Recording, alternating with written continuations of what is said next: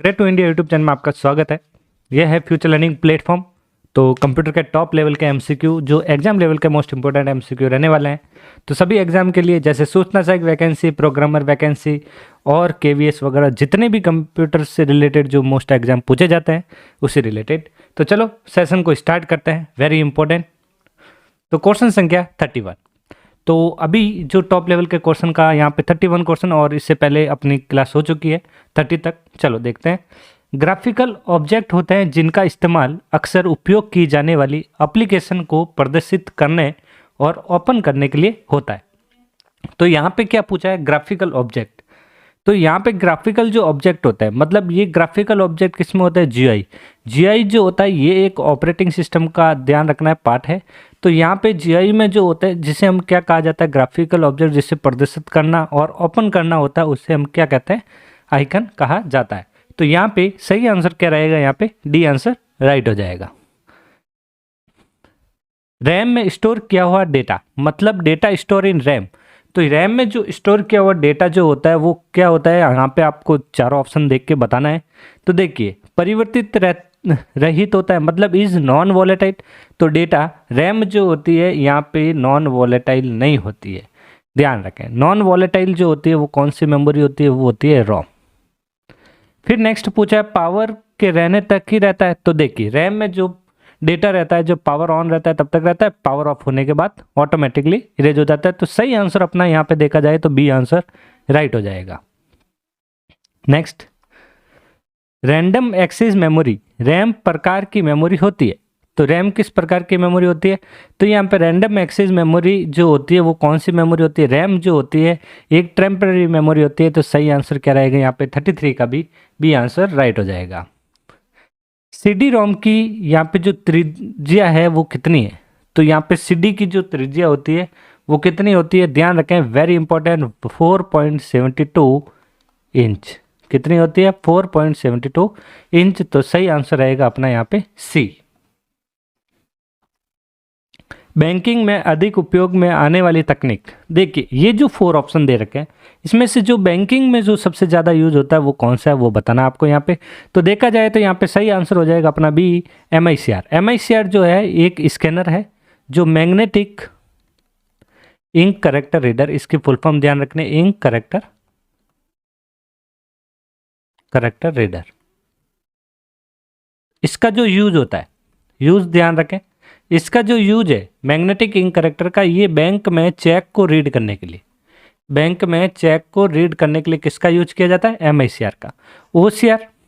OCR जो होता है क्या करता है? ये करेक्टर को स्कैन करने के लिए काम आता है। OMR ये मार्क को स्कैन करने के लिए काम आता है। तो फुल फॉर्म भी क्या हो जाएगी? O की ऑप्टिकल ध्यान रखना है और R का वही सेम रीडर याद रखना आपको यहाँ पे। तो यहाँ पे 3 स्कैनर है। तो मैं आपको स्कैनर के नाम यहाँ पे बता देता हूँ, आपको पर्टिकुलर ये सारे स्कैनर याद रखने हैं। सबसे पहले BCR याद रखना है, एक OMR याद रखना है, OCR याद रखना है और MICR। ये चारों जो है ये स्कैनर है और स्कैनर ही अपना कौन सा डिवाइस है? वो है इनपुट यूनिट कह सकते हैं या फिर डिवाइस कह सकते हैं। तो देखा जाए तो सही आंसर अपना यहाँ पे बी हो गया। चलते हैं नेक्स्ट 36 नंबर क्वेश्चन। OCR की लगभग स्पीड क्या होती है? तो देखिए, ऑप्टिकल करेक्टर रीडर जो स्कैनर होता है तो इसकी स्पीड क्या होती है वो बतानी है। तो यहाँ पे इसकी स्पीड होती है 300 पेज प्रति घंटा, मतलब 1 घंटे के अंदर ये क्या करता है? सिर्फ ओनली फॉर 300 पेज को ही स्कैन करता है। तो यहाँ पे सही आंसर क्या होगा? 36 का सी आंसर राइट हो जाएगा। चलते हैं नेक्स्ट। पेंसिल या पेन के चिन्ह की उपस्थिति या अनुपस्थिति को जांचने वाली डिवाइस क्या है? तो देखिए, मैंने अभी बताया था मार्क, पेंसिल जो काले रंग से भरा हुआ गोला वो होता है किस में? OMR में।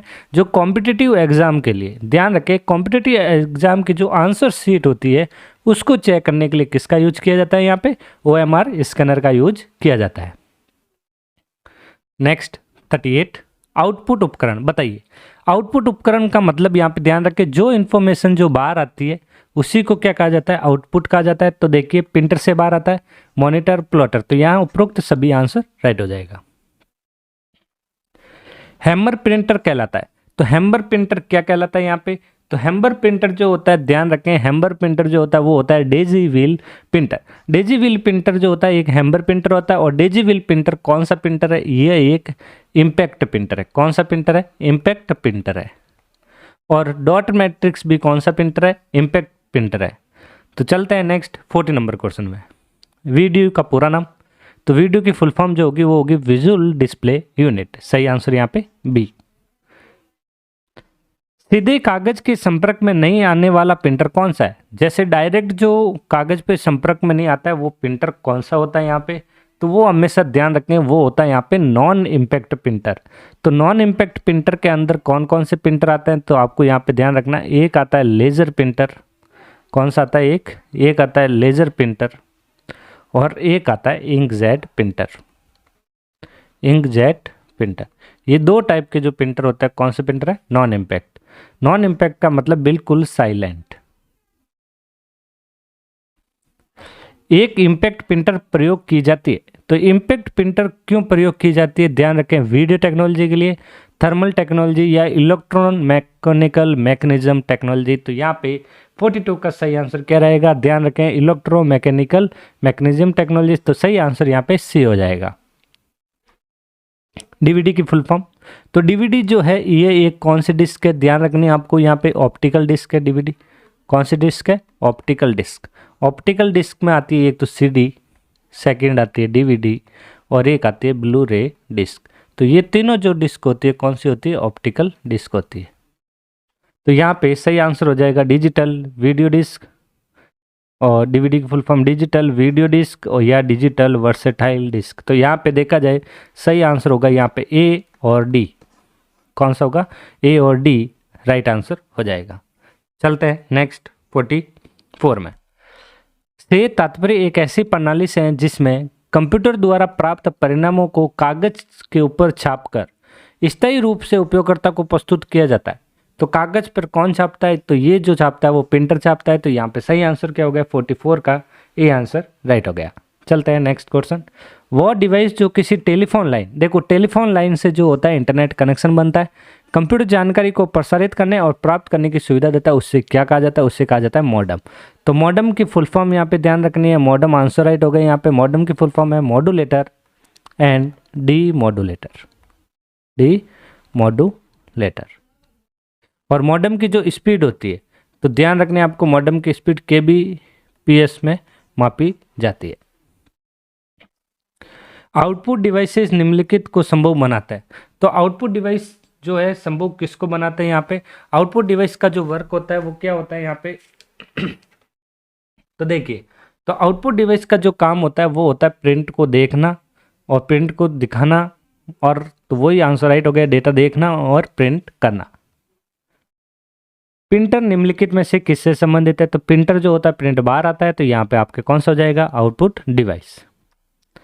कंप्यूटर सिस्टम में के माध्यम से टेक्स्ट और न्यूमेरिकल डेटा में प्रवेश करने की पद्धति सर्वाधिक सामान्य पद्धति है। तो न्यूमेरिकल डेटा या टेक्स्ट आपको अंदर टाइप करना हो तो किसका यूज किया जाता है? वो किया जाता है कीबोर्ड का। तो सही आंसर हो जाएगा ए। प्लॉटर का जो यूज होता है प्लॉटर ध्यान रखना, वेक्टर ग्राफिक्स मतलब हाई क्वालिटी वेक्टर जो ग्राफिक्स होते हैं, तो उसके लिए किसका यूज किया जाता है? प्लॉटर का यूज किया जाता है। पंच कार्ड किस कोड के लिए काम करता है? तो पंच कार्ड किस कोड के लिए काम करता है? ध्यान रखें, पंच कार्ड जो है किसने किया था? हॉली रीत कोड। सही आंसर यहाँ पे सी। डिफेंस सिद्धांत का काम करने वाली मशीन कौन सी है? तो डिफेंस सिद्धांत पर काम करने वाली मशीन का नाम बताइए यहाँ पे। तो यहाँ पे ध्यान रखना है, very important, defence is. Computer की विशेषता है, तो कंप्यूटर की विशेषता क्या है यहाँ पे? तो कंप्यूटर की जो विशेषता है, स्वचालित संसाधन है, विश्वसनीय है, उच्च गति है। तो सही आंसर क्या हो जाएगा यहाँ पे? डी आंसर राइट हो जाएगा। प्रथम कंप्यूटर प्रोग्रामर, वेरी इंपॉर्टेंट, प्रथम कंप्यूटर प्रोग्रामर कौन था? तो यहाँ पे ध्यान रखना है कौन था? अडा। सही आंसर क्या रहेगा यहाँ पे? B answer right.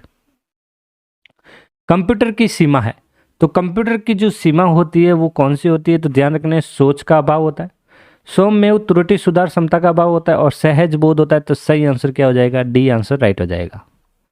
अबेकस का आविष्कार हुआ था, तो अबेकस का आविष्कार जो हुआ था वो कहाँ पर हुआ था? वो हुआ था चीन में। सही आंसर ए। ब्लेज पास्कल किस देश का दार्शनिक था? तो यहाँ पे ब्लेज पास्कल किस देश का? तो यहाँ पे सही आंसर रहेगा फ्रांस। सही आंसर सी आंसर राइट हो जाएगा। पास्कलाइन का आविष्कार जिस वर्ष हुआ था वो वर्ष कौन सा था? तो पास्कलाइन का जो आविष्कार कौन से वर्ष हुआ था? तो ये हुआ था 1642 में। तो सही आंसर हो गया यहाँ पे ए आंसर राइट। पास्कलाइन में परिवर्तन जिस वैज्ञानिक ने किया वो है? तो पास्कलाइन का जो आविष्कारक जो है किस वैज्ञानिक ने किया था यहाँ पे? तो ध्यान रखना है गॉटफ्रीड लीबनिज ने। सही आंसर यहाँ पे C answer right. Difference engine किस सन में बना? तो डिफेंस इंजन जो बना था कौन से सन में बना था? ये सन था 1832। सही आंसर डी। बताइए जल्दी से 59। गणना के लिए सबसे पहला बना उपकरण कौन सा है? तो कैलकुलेशन के लिए जो सबसे पहला जो बना था वो कौन सा था यहाँ पे उपकरण? वो डिवाइस जो था वो था अबेकस। कौन सा था? अबेकस। सही आंसर राइट हो गया।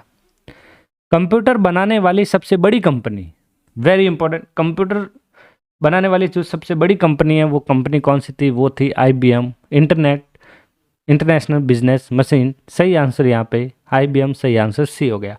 तो 60 का सही आंसर क्या हो गया यहाँ पे? सी।